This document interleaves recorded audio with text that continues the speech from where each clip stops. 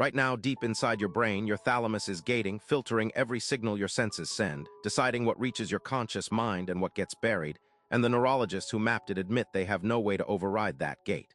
But elite performers have found one way to force it open. By the end of this, you'll know exactly what it is. You think you're missing things because you're distracted. You're not. The thalamus, your brain's relay station, is making that decision for you. 24 hours a day, it sits at the center of your skull and routes sensory information. What gets through, you perceive. What doesn't exist for you. And the gate has been tuned by stress, by sleep debt, by chronic low-grade anxiety, tuned to pass threat signals and block everything else. The creative solution you needed this morning, gated out. The quiet detail in a conversation that would have changed everything, gated out. Your thalamus decided those signals weren't urgent enough. You never even had the chance to ignore them. Here's what's actually happening inside that relay station. The thalamus sits at the very center of your brain like a switchboard operator who never sleeps. Every signal from your eyes, your ears, your skin, everything except smell runs through it first. It sorts, amplifies, or suppresses based on one thing, what your nervous system is already primed to expect. When you're stressed, your hypothalamus floods the system with cortisol and your thalamus recalibrates. Its gate narrows. Urgency signals, danger, novelty, pain, get rooted fast. Everything else slows or stops. This is ancient survival logic. If something is chasing you, you don't need to notice beautiful architecture. But you're not being chased. You're trying to think, to create, to solve. And the gate is still running threat protocols, deciding what ideas reach you, what connections form, what you're capable of perceiving at all. You are living inside a filtered reality, and you set that filter without knowing it. The neuroscientists who mapped thalamic gating know this is happening. What they also know, and this is the part that doesn't get published in the summaries, is that you cannot consciously override it. There is no direct, voluntary pathway to the thalamic relay. You can't think your way past it. Willpower doesn't reach it. The gate responds to chemical state, not intention.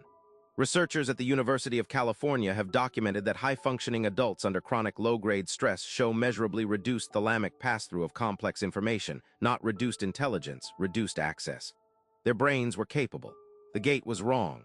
And the standard advice, focus harder, take a break, try mindfulness, changes nothing about the gate's calibration. In some cases, it makes it worse. Here's what nobody tells you about meditation. For people already in high-alert thalamic states, chronic stress, poor sleep, overstimulation, sitting still and trying to clear the mind often increases the gate's sensitivity before it reduces it. The quiet amplifies the threat signals the gate is scanning for. Brain imaging shows a spike in thalamic activity in the first 8 to 12 minutes of silent meditation in stressed subjects. The gate gets noisier before it gets quieter. The wellness industry never mentions this, because it contradicts the product they're selling. The actual mechanism for resetting thalamic gating is not silence, it is rhythm, and it works on a different timeline than anyone is telling you. High performers, and I mean the ones who study their own cognition, not the ones who just perform, have landed on something the neuroscience quietly supports. They use rhythmic, predictable sensory input to recalibrate the gate before they need to think, not music as entertainment. Rhythm as a neurological signal. The thalamus processes rhythmic input through a separate pathway, the pulvinar nucleus. Regular, predictable beat patterns arriving at around 40 to 60 beats per minute send a specific signal. Environment is stable, threat is low, reduce sensitivity. The gate loosens. Thalamic filtering shifts from threat priority to broad input mode. The kind of mode where insights happen, where you notice the thing you would have missed. High performers do this before deep work, not during it. 10 to 15 minutes of rhythmic input before the session. A metronome, a slow drum track, even rhythmic breathing keyed to a visual cue, not to relax, to recalibrate, to force the gate into the open position before they need it open. And once it's open, they move immediately into the work, because the window closes. Tonight, before anything that requires your full cognition, before you read, before you write, before a conversation that matters, do this. Find a rhythm at 50 beats per minute. A metronome app free takes 10 seconds to set up. Sit with it for 12 minutes, do nothing else. Let it run through you. Then go immediately to the work. Don't check your phone, don't break the state. Your gate will be wider than it's been all day. But the thalamus is not the only structure quietly shaping what you're allowed to perceive.